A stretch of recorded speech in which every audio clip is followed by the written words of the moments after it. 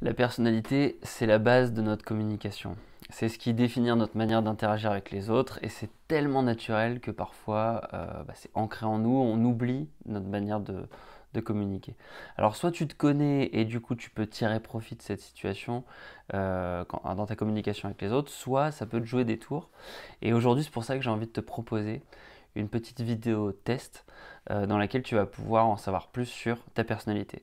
Ça sera très utile pour toi, notamment si tu as envie d'améliorer ta manière de communiquer avec les autres dans ton quotidien, dans ton travail au quotidien, si tu souhaites améliorer tes relations au travail, si tu passes des entretiens, si tu es dans une phase de recherche d'emploi et qu'on te pose par exemple la question quelles sont tes 3 qualités, tes 3 défauts que tu as du mal à répondre, ou si tu manages une équipe, si tu es chef et puis que tu cherches à comprendre un peu mieux tes collaborateurs. Alors comment ça fonctionne? Je vais me baser sur la description en fait, du ProcessCom, c'est 6 personnalités. Et le but c'est que tu puisses identifier parmi ces 6 personnalités que je vais décrire, les 2 dans lesquelles tu te reconnaisses le plus et celles où tu te reconnais pas du tout.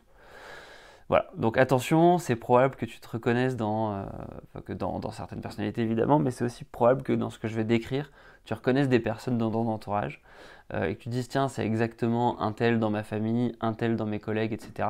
Si c'est le cas, n'hésite pas à leur partager cette petite vidéo et leur demander si, à quelle personnalité eux se reconnaissent pour voir si vous avez le même avis, ça sera intéressant.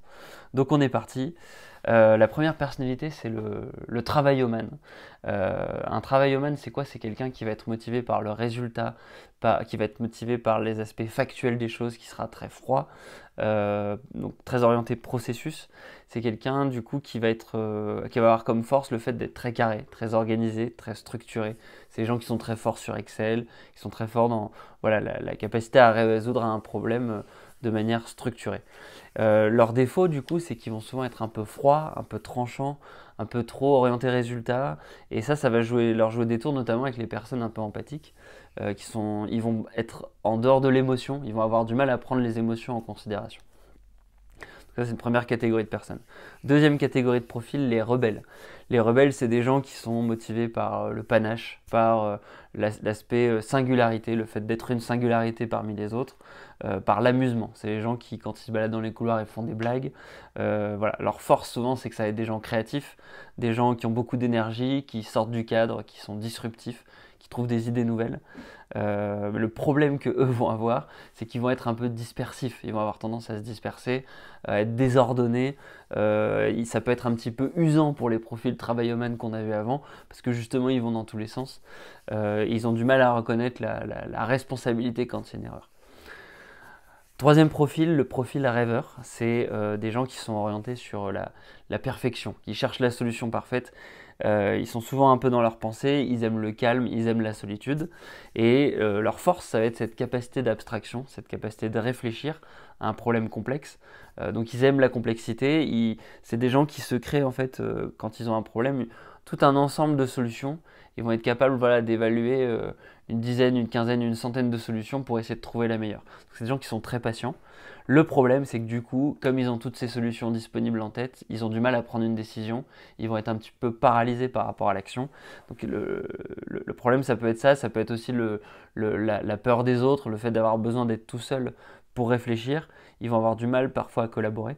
Donc c'est cet aspect un peu immobilisme et manque de communication qui peut être un petit peu embêtant. Et puis c'est le genre de personnes qui en réunion, on va leur demander leur avis, ils vont avoir du mal à avoir un avis tranché.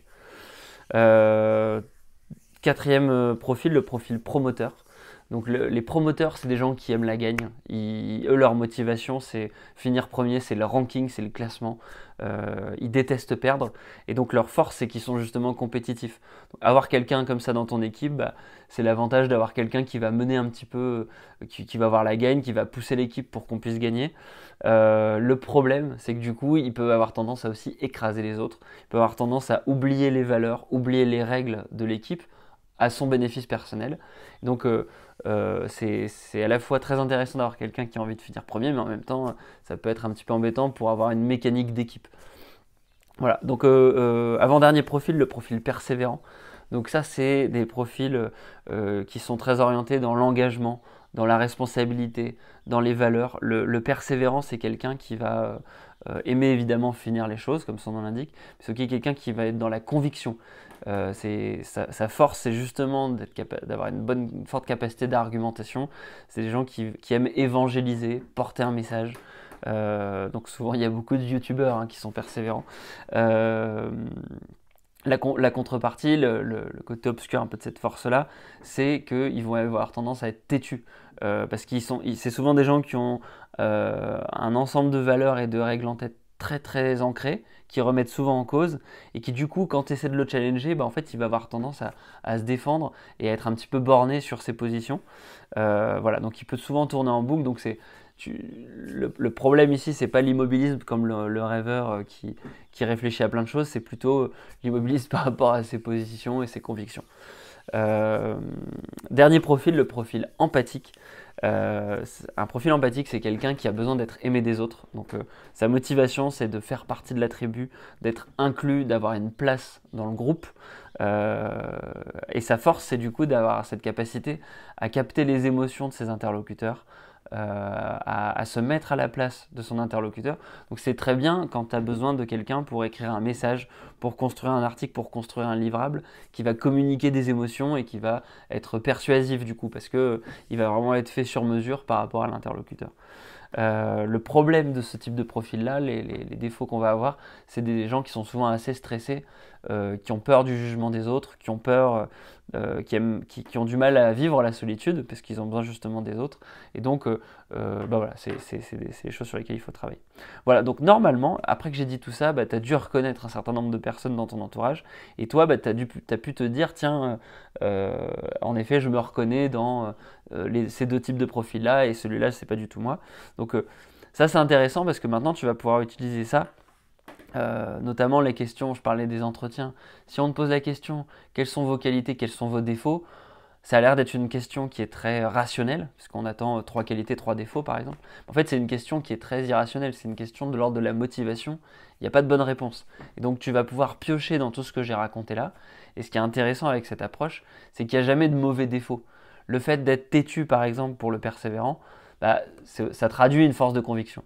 D'accord? Donc, si tu es confronté à des entretiens, tu vas pouvoir à chaque fois expliquer, voilà, ma qualité c'est ça, le côté obscur de ma qualité c'est ça, et pour le corriger, je fais ça. Donc c'est important d'avoir toujours ce triptyque si jamais on traite ce type de questions-là.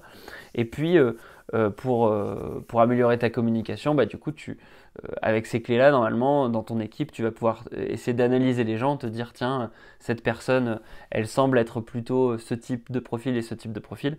Par contre, attention, parce que ces profils-là, c'est des caricatures. Et en psychiatrie, c'est quelque chose qu'on utilise beaucoup, la notion de caricature. Mais c'est fait pour justement enseigner aux psychologues des personnalités faciles à retenir. La réalité, c'est que souvent, on est une synthèse de plusieurs personnalités.